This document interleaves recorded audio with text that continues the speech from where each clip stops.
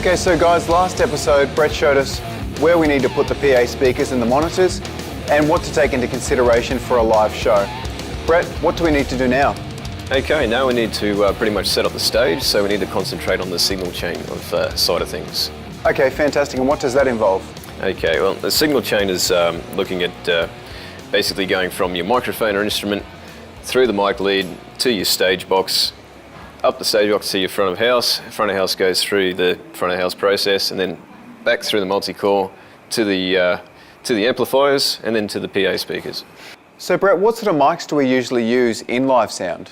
Okay, there's lots of different mics we can use. What we'll be using is Shure SM58s and 57s, as well as a couple of different mics for the kick drum, of course. For the drum kit. We're using dynamic mics. These Shure's dynamic mics. The reason for that is that they're a lot more rugged. They're not as sensitive to being dropped as condenser microphones and other more expensive mics. They're very rugged and they're very easy to use. Being dynamic means that they don't need phantom power. They don't, meaning that they're a lot less.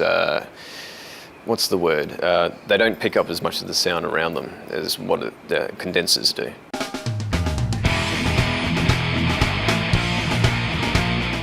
So Brett, we've got all the mic stands on stage now. What's next? Okay, now we need to get all the mics onto the mic stands, and also any DI boxes that we need for any instruments that need them. Okay, and what is a DI box? Okay, a DI box is a direct input box. Basically, it'll take an unbalanced jack input signal and convert it to a balanced mic line XLR output. We do this because well, for one, it offers a little bit of protection from the equipment itself. A lot of instruments, say like an acoustic guitar, doesn't have a microphone preamp in it, so we need to take its line level output and convert it into something that the preamps on the desk can use. Okay, and other than acoustic guitars, what else uses a DI? Things like keyboards, some guitar pods, although most of these have a DI box built into them themselves. What else uses a DI? A lot of basses out there. Some of the bass amps won't have a direct a DI out on the head itself, so you need to put something in between the guitar and the bass amp so we can get a signal off that guitar.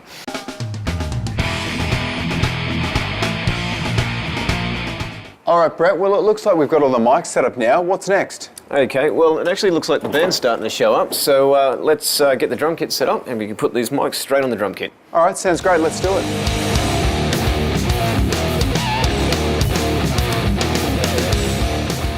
So, Brett, the band's come in, the drummer's set up. What do we do next?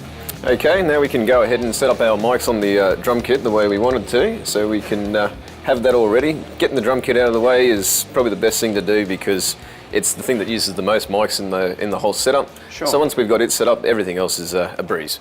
Okay, great. Let's get started. Okay, let's do it. So right here I've got we've got 4 of these mics. This is just a normal little dynamic kind of mic.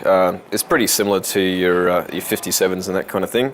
It's just a normal little, it's got it written here, dynamic supercardioid. The supercardioid is just referring to its the shape of the response that it picks up, the polar response of the microphone. So these are good for pretty much anything. We can use these for the snare and the toms, and that's what we'll be using on. They've got their own little clamp here, so we can just clip it straight onto the drum. So I guess we'll go ahead and do that.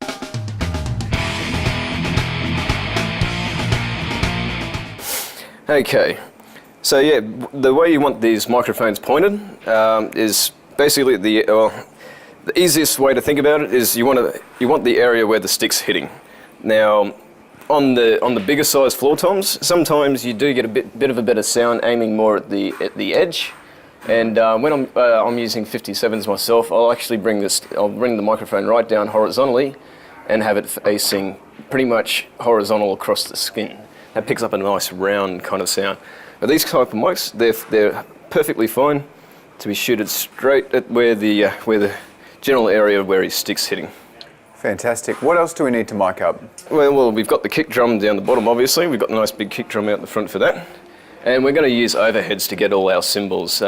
Sometimes you'll also have a separate hi-hat mic, or sometimes instead of overheads, you can have underhead mics, and that can be used to pick underneath a ride and underneath a crash or something like that.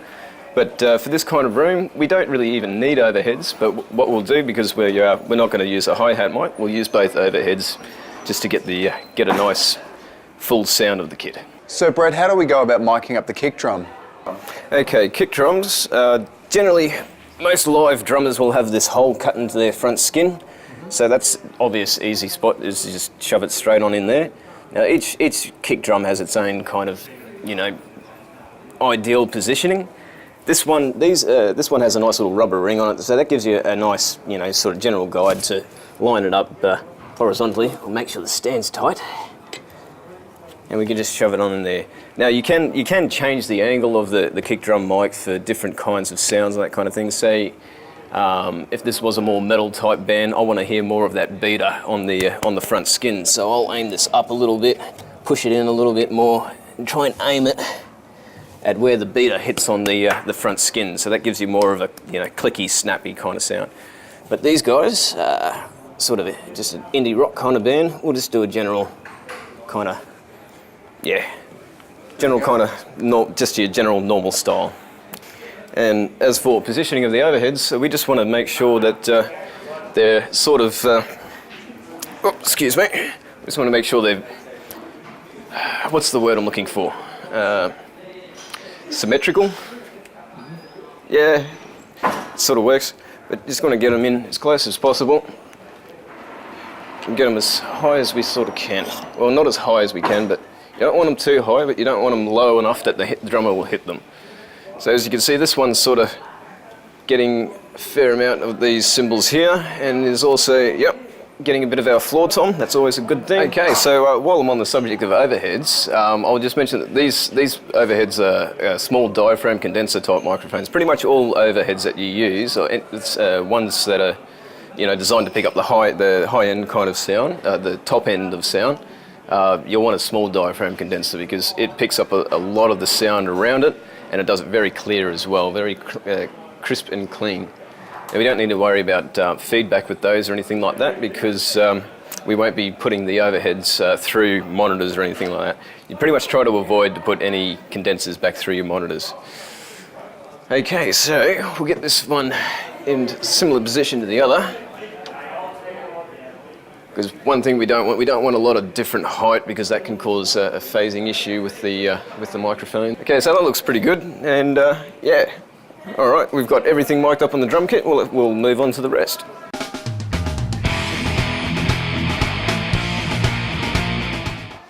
So Brett, when it comes to miking up a guitar cab, how do we go about that? Is there a correct way to mic a guitar cab? Yeah, pretty much. Well, you want to make sure that you actually got the microphone into the speaker, of course. So we need to figure out where the speaker is in this guitar amp. Now, I can feel the hole. Yep, so we've got the hole round about here. Sometimes the best way to get the best sound out of a guitar amp is put your ear up to it while it's playing. Even a slight change of angle on the microphone can get a completely different sound. And when you're thinking about miking up an amp, you've also got the two elements of a speaker. You've got the cone and the dust cover. Now, those two surfaces will give different sounds. So depending on the angle that you're picking up from those two elements, you can be shooting straight into the dust cover. That gives us slightly more a woofier kind of sound. If you're aiming more towards the edge of the cone, that'll give you more of a top end sound. So basically, we just want to shoot. My general thing to get a easy sound is that you aim in between the cone and the dust cover and the cone. So where the round dust cover meets the vertical cone is where we're going to aim it for. So I can already, because I know that the circle is here. Yep, there it is. Middle is round about here. So I'm going to put it pretty much perpendicular to that speaker. Now, if that doesn't get the sound that I want, I'll just come back and move the microphone when we're doing sound check. Okay, Brett, so now we've got the guitar cab mic'd up. What's next? Okay, we've only got a couple of instruments left. We've got the bass amp right here. These are usually pretty easy. Most of the bass heads these days have their own DI built onto the back of them. So this one hasn't got one on the front. We'll just have a quick look around the back. And yep, there it is there. So when we're plugging all our leads in, all we got to do is plug it straight into the back of the amp. Now, if that didn't have a DI, a built-in DI, sorry, we would get our own DI and stick it on top of the unit and run a patch lead into the amp so that the guitar can plug straight into our DI. So Brett, you mentioned earlier that when using a keyboard, sometimes you do need to use a DI. Do we need a DI in this case? That's correct, we do. Now, as we can see, our keyboardist has already set up his gear here, and he's got his lead hanging here, plugged in and ready for us to go. So all we needed to do was locate the input on our DI, which is clearly labelled here. In we go. And now, we're ready to plug in our mic lead straight into our stage box. Brett, now that we've got everything mic'd up, what do we do next? Okay, we only got a couple of things to worry about left on stage. We need power on stage, and there's also the issue of neatness. So we need to worry about if anything's going to get tripped, if anything looks like it can be tripped over on stage, we need to gaff that down with some tape just to make sure it's a bit safer up here. So safety is always a big concern. Sure. So yeah, we need to make sure that we've got power for the pedals, this keyboard, the amplifiers, and yeah, I believe that's all the power that we need for the stage. So okay, and once we've got that all set up, how do we get this from where it is here to the mixing desk? Once we've completely finished on the stage here, we can run all the mic leads to our stage box, and then the stage box runs down a multi-core, which will end up at the front of house, and that's how we get the signal up in front of house. All right, so we've got that all set up. Well, everything's plugged in. Guys, the next stage is for us to go over to the mixing console, so we'll be over there at next episode, and we'll see how things are plugged in over there.